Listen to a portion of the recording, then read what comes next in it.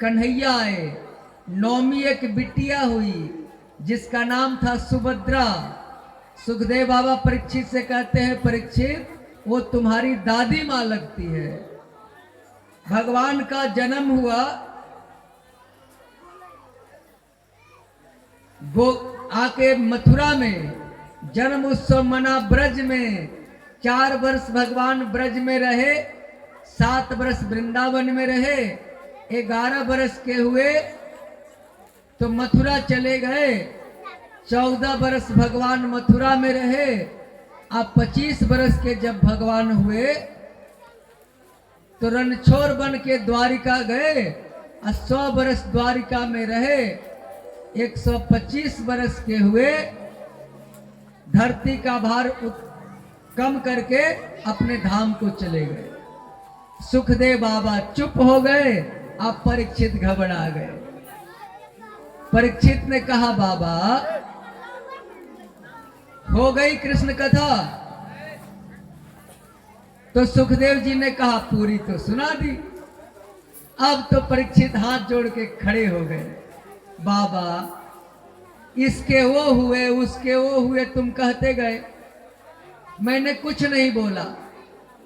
आज जब मेरे प्रभु की कथा आई तो आप 2 मिनट में चटपट कर गए, जिसके लिए बाबा हम कब से बैठे हैं भूखे प्यासे। कम से कम भगवान की कथा विस्तार से तो सुनाओ। परीक्षित ने किया प्रश्न और यहीं से भागवत का 10वां स्कंद हुआ शुरू। कथा का हम थोड़ा विस्तार नहीं कर पा रहे हैं क्योंकि समय को देखते हुए हम जगह पर जल्दी जल्दी पहुंच रहे हैं।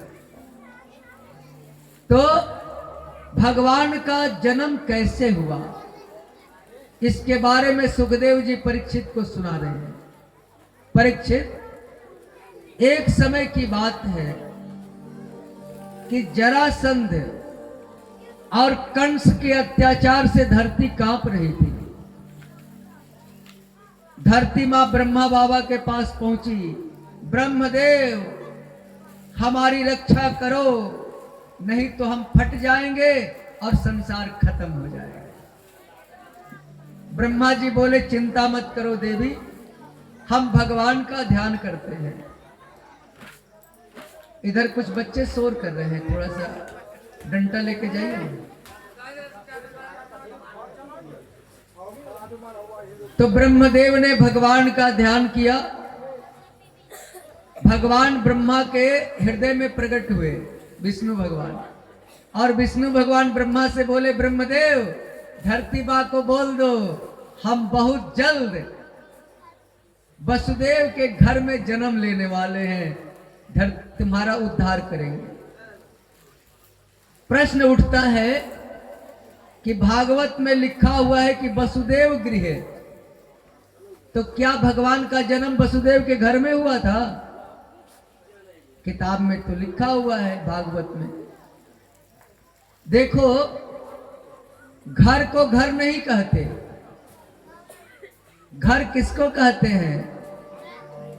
जिस घर में गृहिणी हो उसी को घर कहते हैं। तो गृहिणी कहाँ है? जेलखाना में। तो जेलखाना नहीं कहा, उसको घर कहा।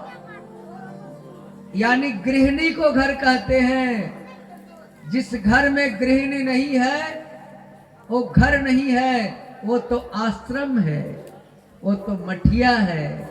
घर वही है जिस घर में गृहिणी है। तो गृहिणी तो जेल खाने में थी, इसीलिए वेद व्यास जी ने जेल खाने को घर कहा। देवताओं से ब्रह्मा जी ने कहा कि आप लोग भी जाकर के मथुरा और वृंदावन में जन्म लो। सारे देवता अपनी पत्नी के साथ मथुरा और वृंदावन में जन्म लेने लगे। और एक बार की बात है कि कंस ने क्या किया था, अपने पिता उग्रसेन को गद्दी से उतारा जेल में डाल दिया और गद्दी पर बैठ गया। समाज में उसकी छवि खराब हो गई। कंस का अर्थ क्या होता है? जो हर समय हिंसा का काम करे, मारकाट, उसी का नाम है कंस। तो कंस ने विचार किया कि हमारी छवि समाज में खराब हो गई है, कुछ ऐसा काम करो कि हमारी छवि बन जाए। तो राजा देवक के पास गया, अपने चाचा के पास। चाचा से बोला, चाचा जी, उनकी बेटी का नाम था देवकी, अपनी बहन का विवाह हम करेंगे, तुम केवल कन्यादान करना, सारा खर्च मेरा। देवक बोले, ठीक है भैया, जब तुमको ब्याह करना है तो कर। गया और वसुदेव जी को दुल्हा ठीक कर दिया। आकर बोला, चाचा जी परसों बारात आएगी। सारे प्रजा को नया नया कपड़ा सिला के दिया। इसके बाद खूब मिठाई का व्यवस्था किया, धूमधाम से शादी किया। समाज के लोग कहने लगे कि अरे कंस तो बड़ा सुंदर राजा है। और सब लोग कंस को कहने लगे, नाना ये खराब नहीं है, बहुत अच्छा है। जानते हैं जब चुनाव का समय आता है तो नेता लोग भी यही काम करते हैं। कोई चापाकल लेके दौड़ेगा तो कोई इंदिरा आवास लेके दौड़ेगा जब चुनाव का टाइम आएगा तो। कोई चुपके से साड़ी देगा तो कोई चुपके से धोती देगा। 4 साल तक लूटेंगे, अब 5वां साल आपके घर घर आएंगे और पैर छू के प्रणाम करेंगे, और जीत के जाएंगे तो भूल जाएंगे तुम कौन हो। उसके बहकावे में हम लोग भी आ जाते हैं और फंस जाते हैं।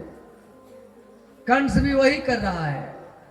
धूमधाम से देवकी का विवाह किया, रथ पर देवकी वसुदेव को बिठा लिया और रथ चला करके ससुराल अपने बहन को पहुंचाने के लिए तैयार हो गया।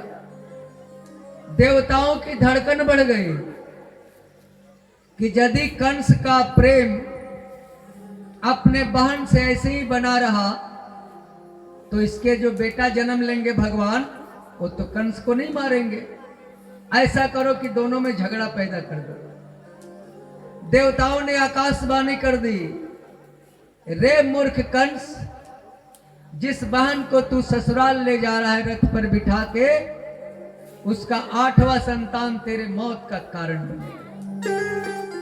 जो ही आकाशवाणी सुना, तलवार निकाल लिया। मूर्ख और शंख दूसरे के फूंकने से बचते हैं। दुष्टों की प्रीत पानी की लकीर होती है, न बनते देर लगती न बिगड़ते देर लगती। और सज्जन का जो प्रेम होता है वो पत्थर की लकीर होती है। सज्जन व्यक्ति जल्दी रिश्ता जोड़ता नहीं है किसी से। आज यदि रिश्ता जोड़ लेगा तो आखिरी सांस तक निभाएगा। दुष्ट की प्रीत पानी की लकीर, सज्जन की प्रीत पत्थर की लकीर। तो कंस तलवार निकाल लिया, देवकी के बाल को पकड़ा और बाल पकड़ करके रथ से नीचे गिरा दिया। काटने को तैयार हो गया। वसुदेव जी पति हैं, सामने आ गए, हाथ जोड़ लिए, महाराज ये क्या कर रहे हो? ये तुम्हारी बहन है, तुमने अभी अभी हाथ पीले किए हैं, ऐसा गलती मत करो। तो कंस ने कहा, वसुदेव तूने आकाशवाणी नहीं सुनी? इसका 8वां लाल मेरा काल बनेगा।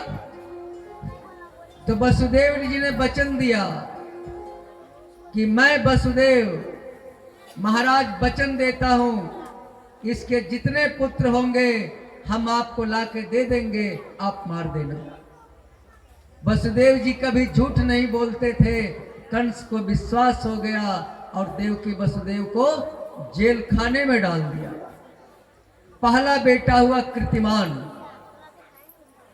वसुदेव जी देवकी के गोद से छीन करके कंस को ले जाकर दे दिए कि लो कंस, इस बच्चे को मार डालो। कंस जब बच्चे को गोद में लिया तो बच्चा बड़ा कोमल और सुंदर था। कंस को दया आ गई। कंस बोला कि वसुदेव इसे ले जाओ, ये मेरा काल नहीं है, जब 8वां होगा तो मेरे पास लेके आना। तब तक नारद जी आ गए कंस के पास, एक कमल का फूल लेकर के।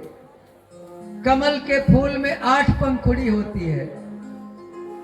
नारद जी बोले महाराज कंस ये बताओ कि इसमें पहला कौन है और 8वां कौन है। अब तो कंस का दिमाग घबरा गया। नारद जी बोले अरे कंस, देवताओं की चाल बड़ी गड़बड़ होती है, पहला भी 8वां हो सकता है। समझ गए गुरुजी, समझ गए। और इस तरह से वसुदेव के 6 पुत्रों को पत्थर पर पटक के कंस मार दिया। 7वां गर्भ जब देवकी का ठहरा तो भगवान योग माया के पास गए। योग माया मेरा एक काम कर दो, देवकी के 7वें